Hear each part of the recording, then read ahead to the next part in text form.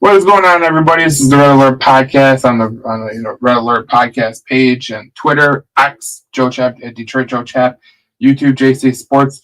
Thank you for joining me tonight. Obviously, tonight, great win for the Detroit Red Wings. When you talk about what happened today, um, they beat the Pens 3-2. Evanson had the game-winning goal. It wasn't pretty by any stretch of the imagination. There's no. Oh, hold on. This would help. This would help. All right. Hope you can hear me now. Uh, Red Wings beat the Pens 3-2. It was what a crazy game it was. I mean, Detroit led 2-0. Then they give the lead back, goes 2-2. We go to overtime. It was like Malkin had that brilliant chance in the beginning of the at the end of overtime before Evans just scored. And just to me, I thought there was no possible way that they were going to win that game. I literally said they're going to lose this game because every time I plan to go live, they always lose the game. So it is what it is. We finally got a win. Obviously, if you look at the last 3 games that we played, the Detroit Red Wings, you're 3-2. I mean, I know today's win was an overtime win, but you're 3-2, and the 2 losses that you have, they're not that bad, to be honest. Like the Rangers, for some reason they have the Detroit Red Wings number.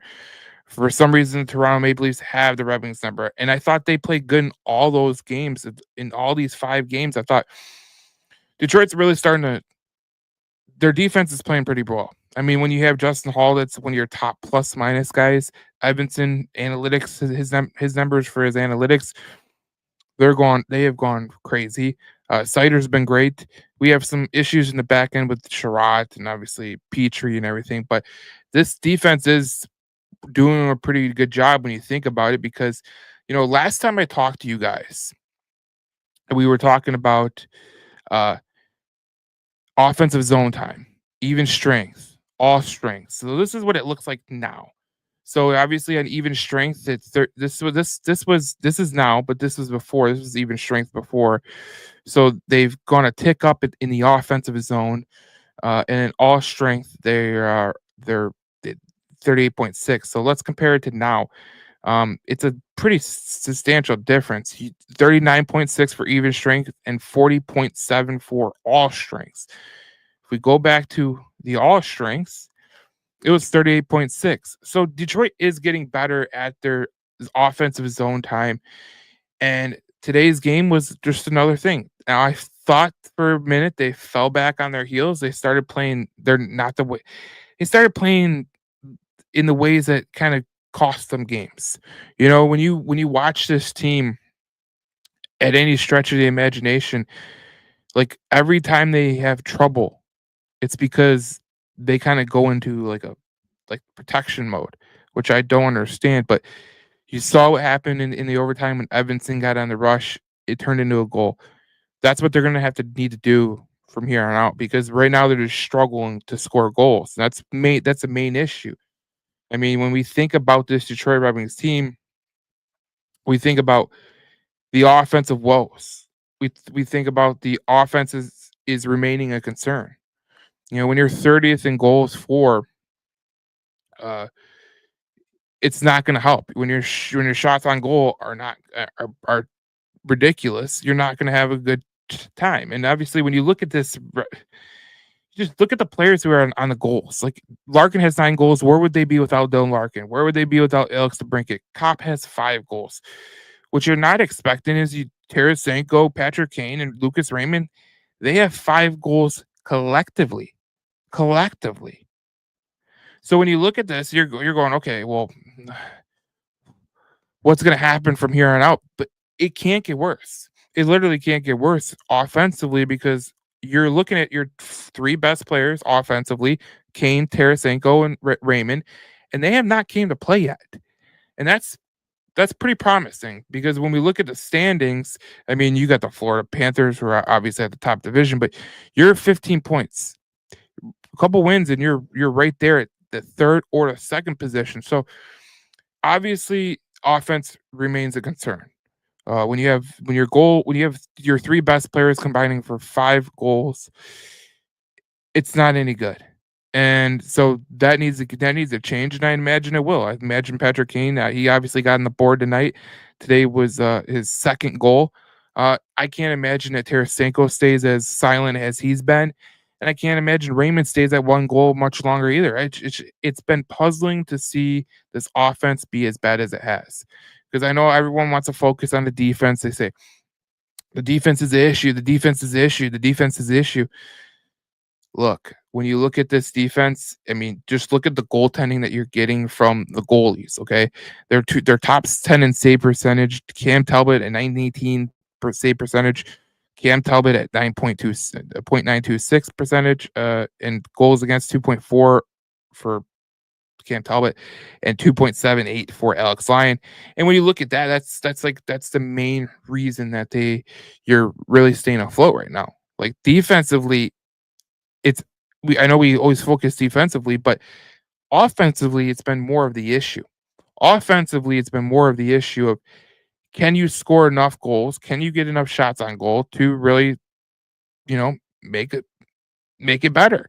We talked about it on earlier podcasts. We talked about how Detroit needs to spend more time in the offensive zone.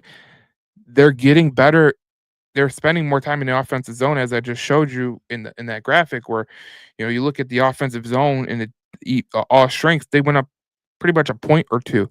So that's what you like to see from your team, but it still is going to be reliant on how the Red Wings offense goes, and they have to get better. They just have to get better. You expect a guy like Marco Casper to score pretty soon. You expect a guy like Patrick Kane to keep scoring. I mean, he hasn't scored as much as he should have. He should at this point. Tarasenko only has 2 goals, right? Like you can go on and on. I mean, where would you be right now without Larkin scoring his 9 goals, or DeBrincat scored his 6 goals? And I think there's still room for wiggle room, especially if they get more offensive zone time. But you're just looking at this team and you're going, yeah, you want to get to the Thanksgiving break. Because once you get to the Thanksgiving break, you're gonna see it's a quarter point of the year. You're gonna start to see where you're really at. And I look at these next 3 games for the Detroit Red Wings. They're huge. They're huge. You look at the San Jose. You look at Anaheim, San Jose, LA. Like, you're all playing these guys on the road, but these are winnable games, and you got to make sure you win these games. And for some reason, the Red Wings have been better on the road in certain aspects and certain statistics, but it's going to be crucial to win these 3 games, because when you go to California, you're going to have to score. Some of these teams can score. The Kings can score. The Sharks, they're not really a scoring team, but the Ducks have some really good offensive talent. So you're going to have to play good defensively like you have been, because if you look at defensively, they've been playing pretty well.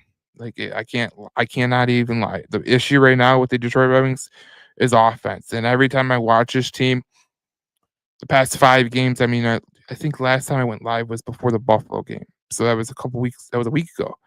But you look at when I went live, I was like, look, offensively, they're getting opportunities, they're getting shots, they're getting this, they're getting that, and they're not capitalizing.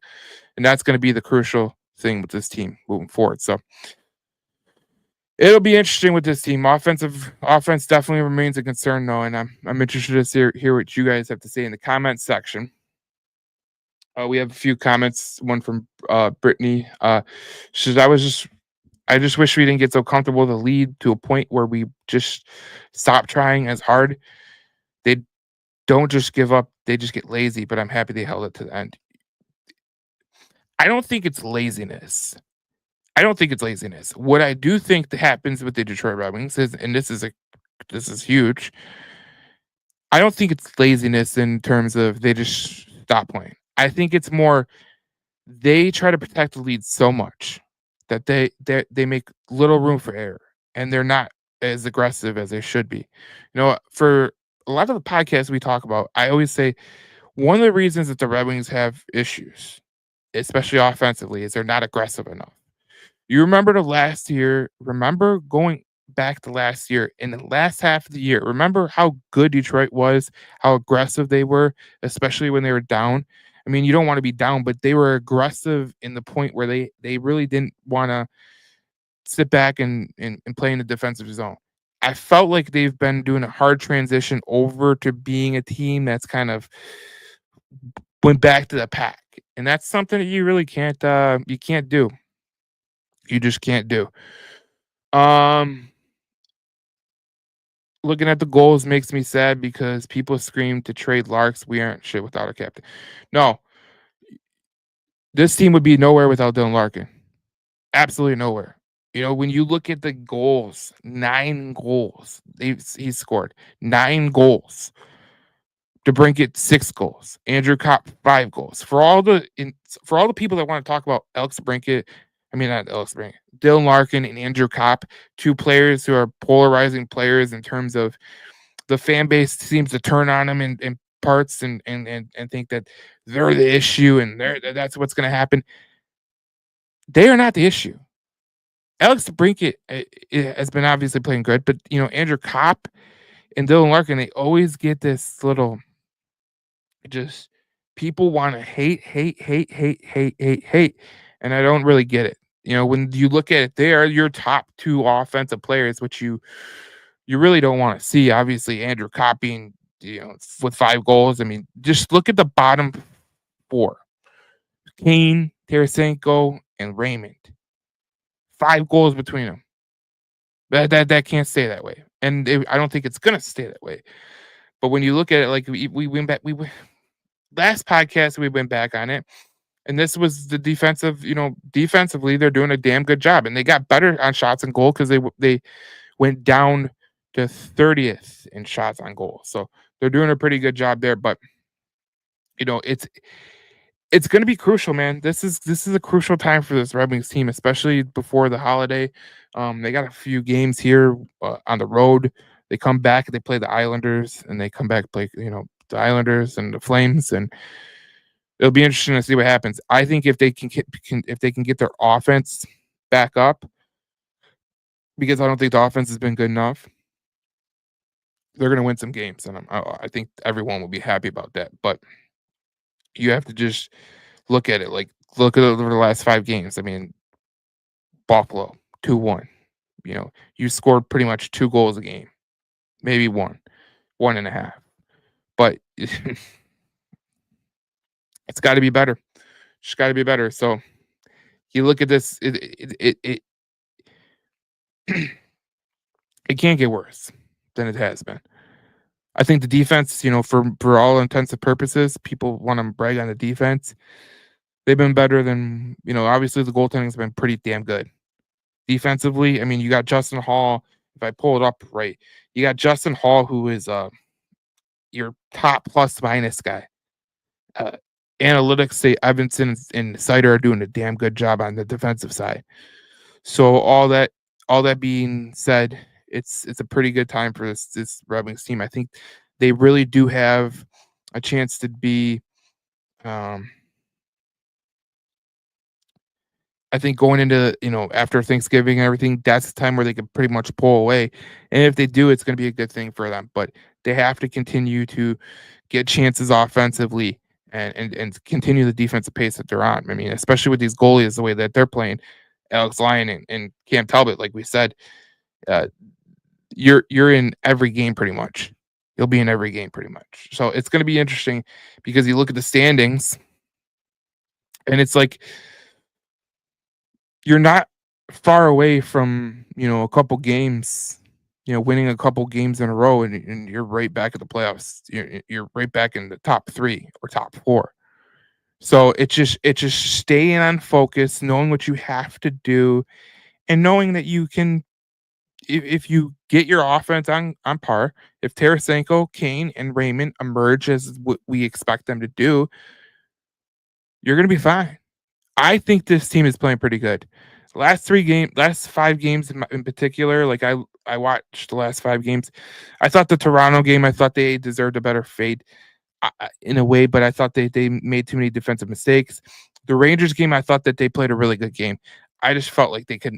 There was nothing that was going in, and you could kind of see what Patrick Kane and some of the offensive players were trying to, you know, get to. They've been more aggressive over the last couple games, and that's all I could say because I've talked about it forever, and I'm gonna pull it up again because this is a huge part. they've gone a tick up in the even strength offensive zone and all strengths offensive zone over the course of a couple games. I like that. I need to see more. I would love to see more, but I you can only go through so much during a 5 game stretch. But if this is any indication of what they're doing, I like what they're doing.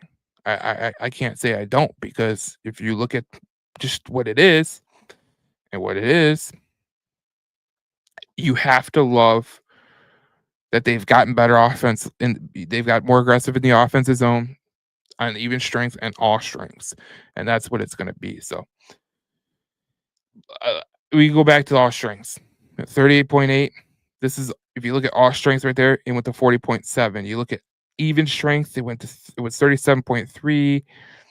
It went to 39.6. They've been better offensively than recently, so it's good to see. But we'll get to more in here. So let me get to a comment here. It ain't over and we ain't done. Go Red Wings. Paul, you know what? I agree with you. I think a lot of people over the course of a couple of weeks, they've been kind of tenuous. I think the fan base has been tenuous. I think when you watch these games, you've been tenuous. You've been kind of like, what are they going to do that's going to piss me off today? It's like a kid. Like, it's funny because I'm relating it to a kid, but it's like a kid. You're like, what are they going to do today that's going to piss me off or ruin my night? And over the last 5 games, I mean, offensively, some of the bounces that they've had pissed me off, but they're playing better offensively. They are getting more chances. They are getting more shots. And that's all you can ask for if you're going to be completely honest. And I told you last time we were on the podcast, they needed to be more aggressive in the offensive zone. They've been more aggressive in the offensive zone. That's why they're getting the breaks. Now tonight, I thought they went into a little bit of a hole and they just fell into the trap of thinking, okay, we're gonna keep ourselves into it. It got to 2-2, which I was flabbergasted because I went to go get food. I come back, it's 2-2. Unbelievable. But it goes to show you, when this team goes into a hole and they don't play their way or they miss assignments, it's not the way that they're going to do it. Obviously we know Edvinsson and Seider are 2 great defensemen. Edvinsson's he's been really, really good. I don't know if you guys have noticed this, but he's been really, really good, especially analytically. Him and Seider been great analytically, and I would love to see them play together more. But obviously, the 4 other defensemen, that's where you kind of have an issue in terms of what this team could potentially be. Brittany says, Andrew Copp above some of the other goal scorers there is crazy, but I'm happy he's playing well. It helps us for sure. I just hope to see others pick it up. Good to see others scoring tonight. Yeah, when I went back on it and we looked at the goal scorers, Andrew Copp 5 goals, DeBrincat 6 goals, Larkin 9 goals. All that is kind of, I think Andrew Copp may be the unexpected one in the top 3, if I would be completely honest. But you look at Patrick Kane, 2, Tarasenko, 2, Raymond, 1. That's 5 goals. They all add up to Andrew Copp's goal total. So, do I see this continuing to stay this way? Absolutely not. I think the Red Wings are going to be, when these guys get hot, it's going to be scary. When Patrick Kane and Raymond and Tarasenko, when they're hitting on all cylinders, they're going to be a tough team to play against. Make no bones about it. No one's going to want to play them. But when you got Andrew Copp scoring 5 goals and Kane, Tarasenko, and Raymond have 5 goals in between them, between the 3 of them together collectively, and they match up to Andrew Copp's total, that's not the way that they're supposed to do it. So just think about this. The Red Wings have struggled. They're 500. And these guys have not played the offensive game that they're expected. I don't think anybody along the lines thought the Detroit Red Wings would be reliant on goals by Andrew Copp, Dylan Larkin, and Alex DeBrincat. I think Alex DeBrincat and Larkin, you probably thought so, but you thought Raymond, Tarasenko, and Kane would score more than they have, and they haven't. Even even with them not scoring as much as they have, you're still 500. You're still at 15 points, and if you win a couple games here, like a Friday, that starts your road trip, you win Friday and Saturday, which is back to back, you're at 19 points. 19 points would put you third in the Atlantic Division. So that tells you right there that this team, they're close. They're very close. I wouldn't say that they're by any stretch of the imagination this great team, but I think if you look at the way they've been playing and the players that have been playing that have been underperforming in terms of Kane, Tarasenko, and Raymond, it's got to be a little bit of a hope kind of thing. It's got to be hope because when you look at this team and you look at what players that we expected to score goals, they're not scoring goals, but you're still staying at 500. That tells me everything I need to know about this team, in my opinion. Because when you talk about them, if you had told me that Alex DeBrincat and Larkin would be your top two scorers, I would have said I agree with you. That's pretty decent prediction, but I would have said I still think Kane, Tarasenko, and Raymond should be scoring over 20 goals. They have 5 goals between them right now. Kane just scored a second goal tonight, so I think it'd be great to see these guys actually start to make plays and start to score goals because once they start scoring goals with the goaltending that Detroit has, you're gonna win a lot of hockey games. You just are. The way that they're playing defensively, I think they're playing better defensively the last couple games. But you look at this goaltending tandem of Talbot and Lyon, and a lot of people had questions about Talbot, but he's been pretty damn good. Both are in the top 10 in save percentage. And you look at the goals against, that's not indicative of them pretty much. I think it's more indicative of how many shots the defense allows and how much time they were allowing in the defensive zone. But they have gotten better in that stat category. So again, no one thought coming into this year that Larkin would be way better than he's been. No one thought that, but no one thought that Raymond, Tarasenko, and Kane would have 5 goals before November 13th. If you'd have told me that Kane, Tarasenko, and Raymond would combine for 5 goals, I told you you're nuts. I'd have told you you're nuts. But they they combine for 5 goals, and once they start to score, that's when you're going to see the uptick of this team. I personally believe it. I think they're playing at a high level. I think that I think defensively they're playing pretty well. I think Edvinsson and Seider, they've been playing pretty well defensively. Justin Hall, like I said, he's a top and plus minus on the team, which is surprising as all hell. But it just you got to spend more time in the offensive zone, and they have done that. So that's a very interesting thing for the Detroit Red Wings right here. So we're gonna see. I know Patrick Kane, Tarasenko, and Raymond will get it done. It's just a matter of when. And it would be helpful if they did it in the next couple games. That would be fun. Let's break out here and let's start winning some games, start making November and December a nice cushion on the record. And let's not have a bad month. Hopefully October was the worst month. That'd be ideal because if you look at the last 2 years over Derek Lalonde, November and December have been his bugaboo. So this is what I'm worried about with this team. So hopefully Raymond and Tarasenko and Kane, they could break out of this and they could start scoring because right now, them having 5 goals between those 3, not good enough. Not good enough. All right, let's get to some comments. Raymond and Cat look like they're kind of gripping their sticks too hard when this stretch of struggles is done, making it surround. Look out. No, that's what I'm saying. When this, I think Raymond's struggling more than DeBrincat. I think DeBrincat's actually playing well, better than Raymond because Raymond only has 1 goal right now.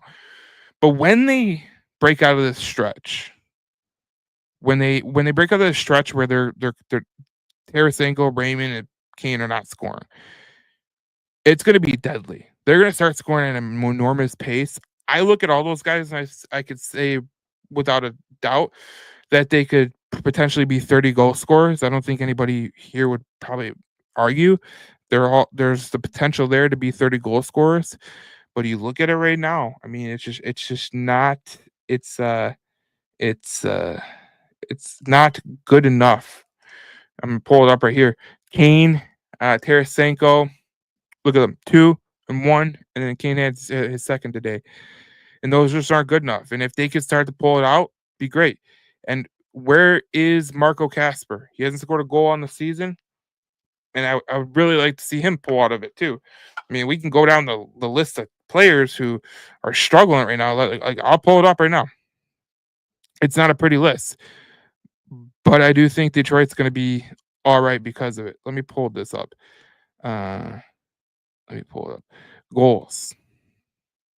See, Berggren had this. Berggren is at 1. Veleno's at 1. Fisher's at 1. Seider's at 1. Raymond's at 1. But you look at some of these. It's just been a constant underperformance on the offensive side. And once they start to, like Chase said, once they start to really push out, once they start to really play the way that they're supposed to play, look out. And I agree with him 100%. Like I'm pulling up the goals right now because NHL.com did. But you got Shiraz at 0, Gustafsson's been one of the most puzzling guys on this whole roster. And you just look at these guys. There's 6. There's 9 guys with 0 goals. 5 of them are defensemen. 5. You're not getting any help from the back end. That's an issue too. Marco Kasper has 0 goals in 11 games. Tyler Mott has 0 goals in 5 games. So that ain't good. Yeah, your plus minus leader. I was saying this earlier. It's Edmonton, it's Justin Hall, and it's Marco Kasper. That's very, very interesting right there. But you're laughing because it's like there is no way that you thought coming in this year that one of your best defensemen in terms of plus minus would be Justin Hall. There's no way. Let's get to another comment. We put a lot of on Seider and Simon and Mo, and a lot of people give them the crap for the mistakes they make. They play top minutes every single night against amazing and talented players. We gotta be at least understanding as fans when mistakes are made that they are kids playing against insanely talented players. Yeah. Well, here's the thing about this, okay? Seider and Edvinsson, I feel bad for them because they are expected to go out there and be perfect. Because honestly, we go back to it again. Petrie, Sherratt, they're not going to give you anything. Justin Hall has been a pleasant surprise defensively with his plus minus, but he's sometimes out of position too. So you're asking these kids that are, young kids to be perfect, and they're young kids. They're very young kids. When is the veterans going to be playing that way? Like it's kind of a couple of weeks ago, we talked about this on the podcast when I did it live, and there was people that were questioning Yzerman. There's people questioning the Sherratt signing and the Petrie signing. And if you look at it from a realistic standpoint, I can't sit here and say those were great signings. I can't sit here and say that because they've been brutal. Petrie, hometown kid, but geez, man, like start playing better. You're a veteran. Sherratt, same thing. Like I've never. We picked them up for one reason only, to be physical on the puck. And for some reason, he's the opposite. I see it all the time with him, with Sherratt. See it all the time where he gets pushed up the puck. That's not what he's supposed to do. That's not what he was brought here to do. But he does. Justin Hall, I think we knew what Justin Hall was when Detroit signed him. We were hopeful that maybe he would turn into a player that maybe you could be like, okay, that kid's going to be pretty good down the line. But unfortunately, he hasn't really panned out, and obviously this year he's getting a little bit more runway, and he's doing okay with it in terms of plus minus, but that's not going to get it done. So I look at the defensemen, and I look at your two best defensemen. They're young kids. And then I look at a guy coming overseas in Axel Sandin Pellikka. I'm hopeful for the Red Wings' future. I know the Red Wings' future is going to be bright with the defensive core. I think Pellikka is going to be probably your best one, to be honest. If you go watch him on the Swedish Elite Hockey League, he's freaking phenomenal. I've never seen all the people that say he's like Erik Karlsson or Nick Lidstrom, but just smaller. They're right. The kid's phenomenal. I wouldn't be surprised if he's up next year. That's my point. He's a great player. Let's see. Eric says, great way to start the road trip. We won the special teams battle. Great to see Bergeron and Evans to score goals this evening, and they brought you to a win. That was a key point. When the guys like Kane, Tarasenko, and Raymond are playing below their level, you like to see Bergeron and Evanson step up. Eric also says, I think the West Coast will bring good luck for Raymond, Tarasenko, and Kane. If the West Coast can bring some help to these guys, maybe it's the sun. Maybe they need to see the sun. Maybe they need to see the beach. Maybe they need to see some California girls. I don't know. But hopefully them going to California changes their game, because there's no one on planet Earth that said that this Detroit Red Wings team would be good when they have only 5 goals collectively. Kane, Tarasenko, and Raymond. There's no one on planet Earth that said that. And if they did, they're lying to you. Kane, Tarasenko, and Raymond, once they start getting going, and if you play at the defensive level that you've been playing at, the goalies keep playing the way they're playing, it's going to be a dangerous team.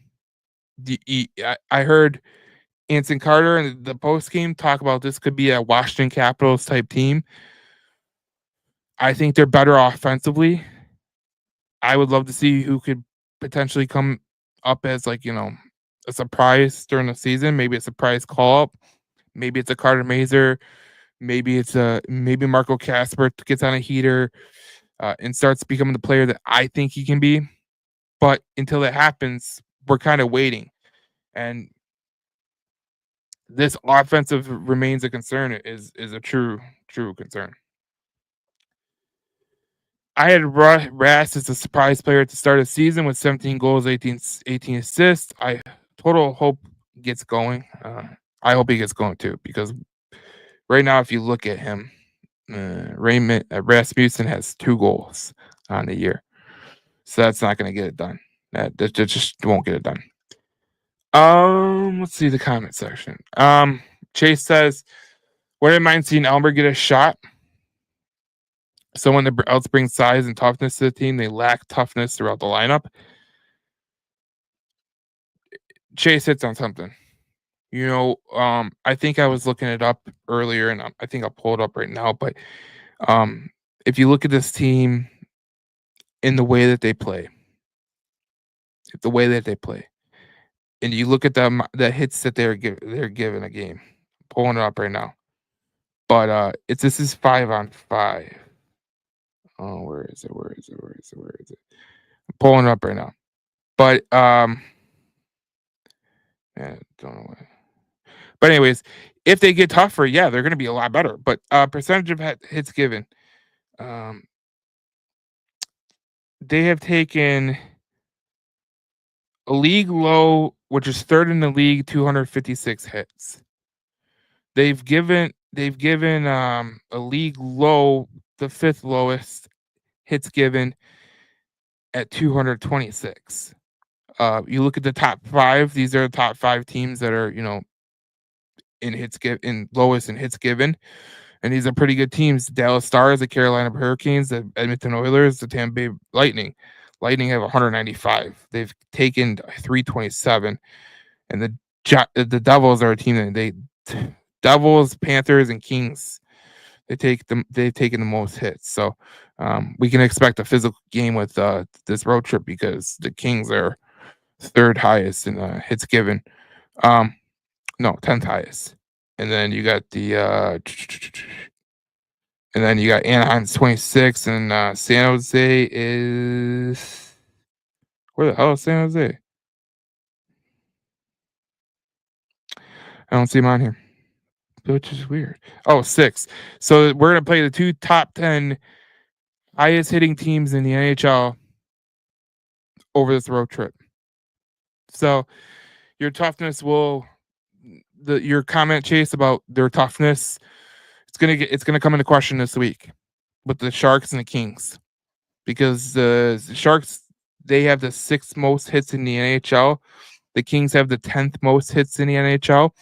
And if you're looking for a way to test the toughness of this team and see who is a tough player and who can be your physical, guy, this is going to be the week. This is going to be the weekend that you kind of see this, because the Kings play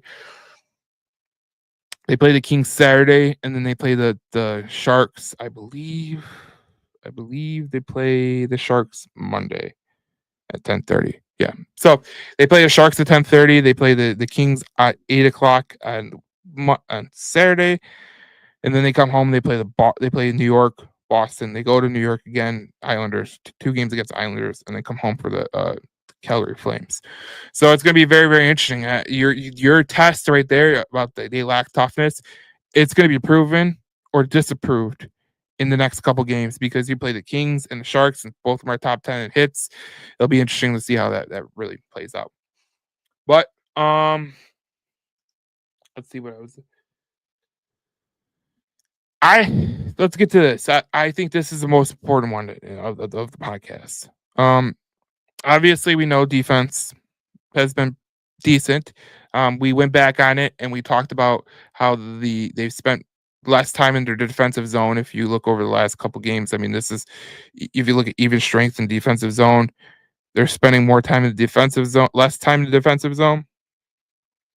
And then all strengths, they're spending less time in the defensive zone. So it's like a 2-point drop, which is great to see from the Detroit Red Wings. But when we look at it in reality, the goalies are carrying this team right now. 2 goalies in the top 10 of the save percentage, and you look at their stats, and it's just been phenomenal. I'll pull it up again. 240 goals against average for Cam Talbot, 278 for Alex Lyon, 918 save percentage for Alex Lyon, which I think is 7th or something. Cam Talbot's like, I think, 4th in save percentage at .926. And they've been really carrying your team. And like Chase said, like some of the people said in the comment section, when Raymond, when Tarasenko, when Kane, when they start to play more better offensively, when they start scoring goals, and when they start getting more chances, this Red Wings team is going to be good. I think these 2 goaltenders, especially since you got 2 reliable goaltenders, that's huge. Because last year, if we remember right, Alex Lyon got taxed at the end of the year. Got taxed. At the end of the year, he was broken down. He was broken down. He's never played that many games before, and you got to the end of the year, and you could tell that it was starting to hit him. All the times you saw Lundqvist at one point start 70 games. You saw Brodeur start 70 games. That's not going to happen anymore, especially in this NHL. It's not going to happen unless you got like this goaltender like Sorokin, which Sorokin's a beast. But he doesn't hit 70 games. It's just a rarity in this league anymore. But goaltending has been carrying this team for every stretch of the imagination. It's been amazing to see. It's been amazingly needed. And Cam Talbot alluded to it in the post game. When the offense starts to go, we're going to be a good team. He said that to Brian Boucher, and it's true. I mean, you look at the goaltending; they've been great. They've been holding up their end of the bargain even more. And I look at these 2 goalies. I look at what's coming down the pike with the Kosa and Augustine, which I mean, this is a stat that I was surprised by. Someone posted it on Twitter. I'm trying to pull it up right now.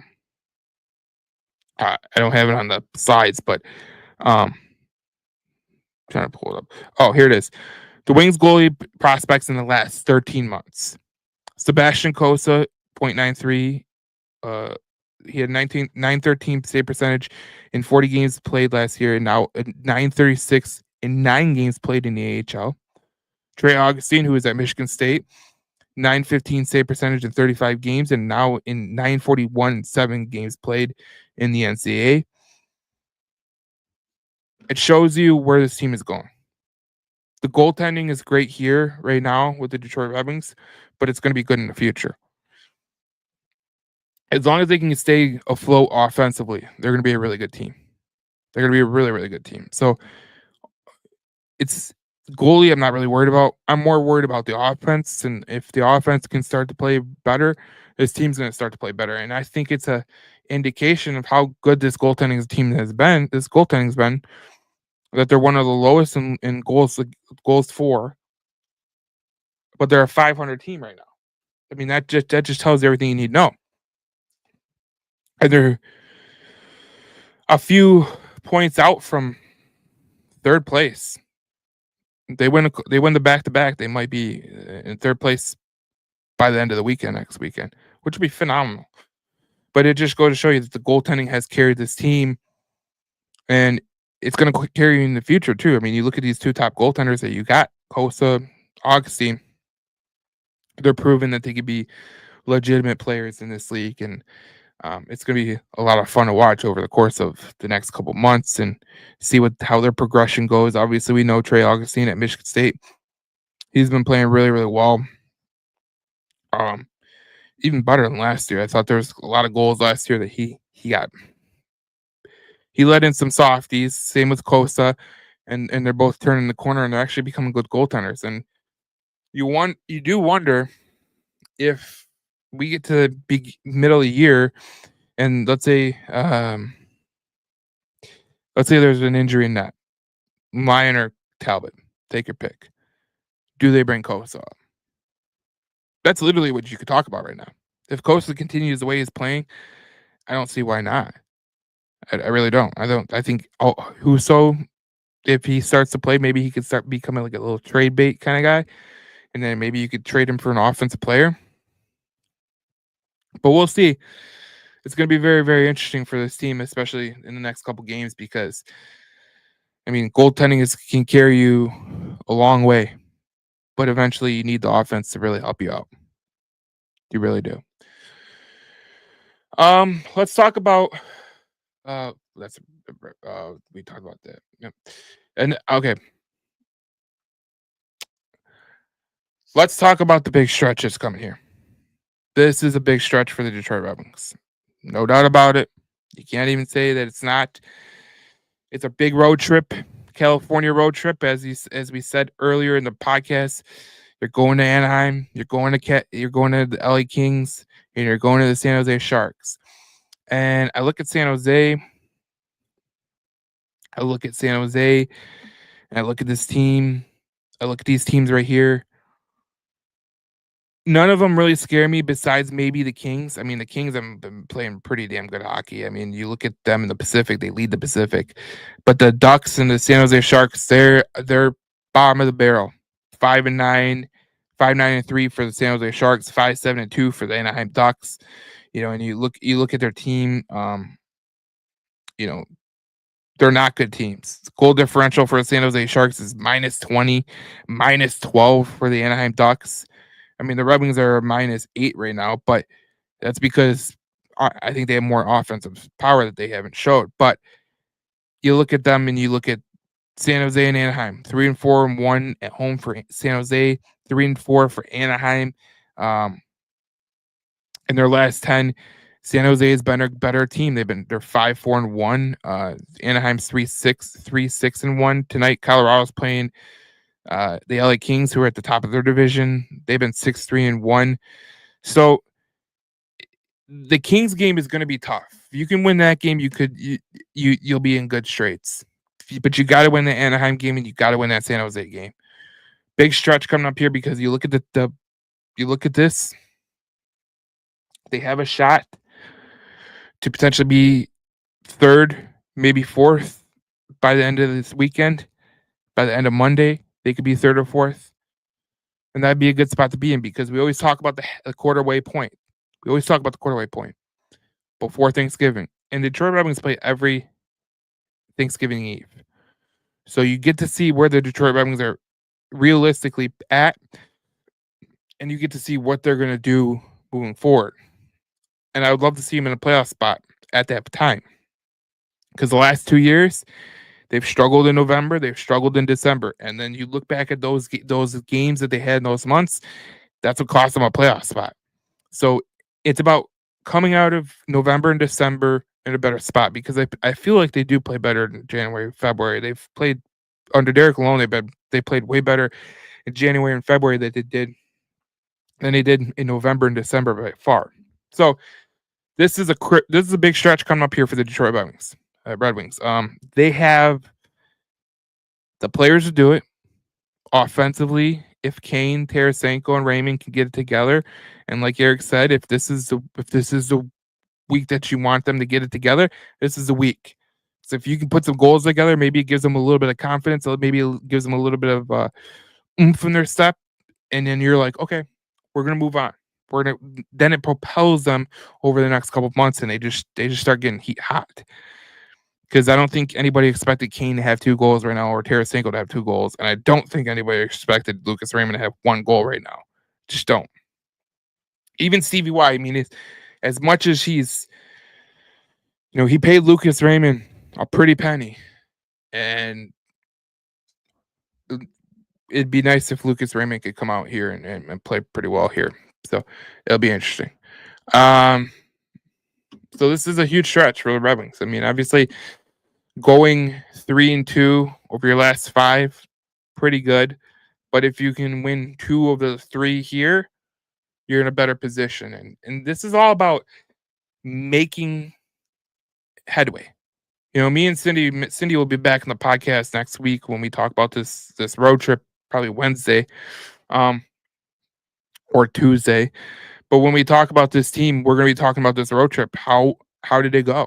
And where do they stand from here? And because look at the next couple games that when they come back, 2 games against New York, 1 on the road, 1 at home.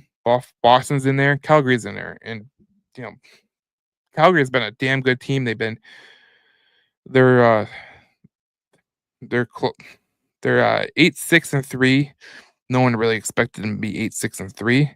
They're 4th in the Pacific Division, and you look at it and you go, okay, over the next couple of weeks, you're going to be playing, some good teams. So it'll be imperative to get it rolling here, especially with the teams that you got on the schedule, which is Anaheim and San Jose. I look at those as must wins. I look at the Kings. That's going to be a tough game, but if you can win that, you're probably going to win. You probably could sweep the whole series. And that's what I look at. I look at these 3 games as a series. If you win 2 out of 3, we're golden.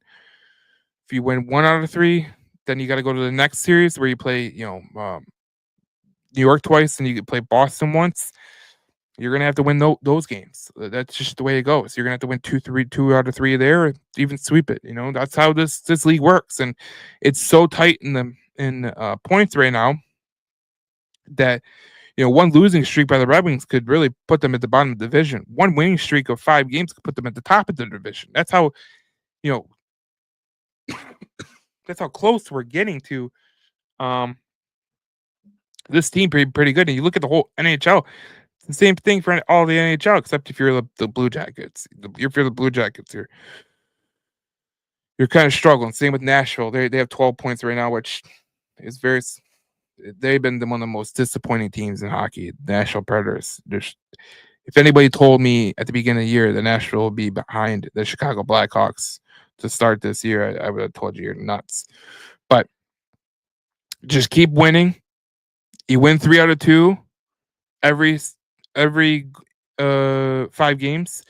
you're going to be in a good situation. You win 4 out of 2 a couple of times, you're going to be in a better situation. You go on a 5-game heater, it's going to really propel your chances to be a good playoff team. So this is a big stretch here for the Red Wings, especially this 3-game road trip that they're going to have.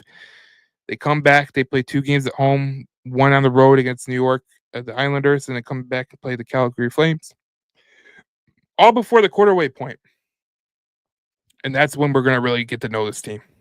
So it's going to be very, very interesting. We don't have any comments right now, but it is what it is. It's 11:30 at night too. I did this podcast because I just wanted to talk some hockey.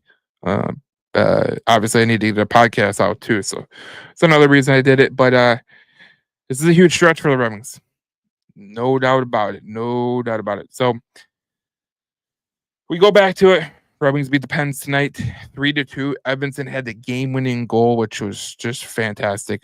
Again, when this team is aggressive, they're tough to beat. They were very, very tough to beat, and I like where it's heading. But let's hopefully, they can keep going. And like I said at the beginning of the podcast, in the middle of the podcast, and I'll say it again, they've been better in zone time, offensive zone time, and even strength and all strengths through the course of this 5-game stretch. About a 2-point bump in the offensive zone, a 2 or 3 point drop in the defensive zone. And that's a good thing, because when you look at this chart right here, or this graphic, you want 40, 45, 50. The top teams have 50. Some of the teams higher teams in NHL that have the most offensive talent, they have 45 to 50% of their offensive zone time. And that's pretty good. That's going to get you in a lot of spots. And we look back to where it was on the all strengths, they're below average. And you look at it now, above average.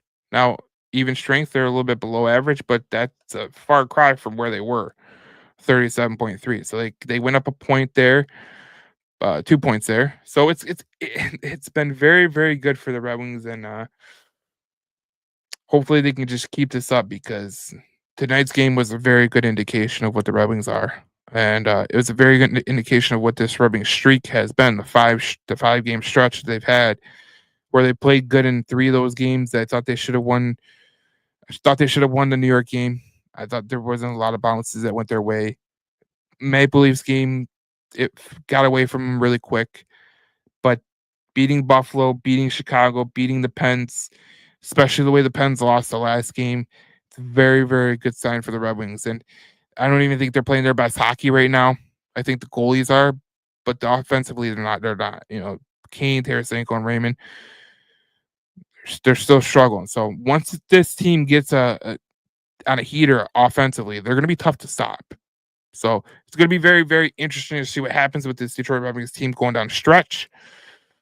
And we'll see what happens with this team going down a stretch, especially this 3-game stretch that we're going to have, with starting on Friday with the Anaheim Ducks, and Saturday with the Kings, and Monday with the Sharks. So this team could be a lot better by the end of Monday night or Tuesday morning, because they'll end it Tuesday morning. But it'll be a lot of fun to talk about, especially with Cindy. She'll be back in the fold for the podcast then. Thank you for watching. Obviously, it's a little bit of a late podcast, so if you missed any portion of this podcast, you can go on Spotify, Apple. We'll post a link after the podcast, and you can go listen to the whole podcast. And it's also on YouTube. You can go on JC Sports. It's not even there. JC Sports YouTube, and you could go watch the Red Wing podcast. We'll have some clips up there too, so if you missed anything, you could just go on there and look at that. So thank you for watching. Good win by the Red Wings tonight. As they beat the Penguins 3-2. Edvinsson had the game-winning goal. And we'll see you in the next podcast. We talk more Detroit Red Wings hockey on the Red Alert podcast.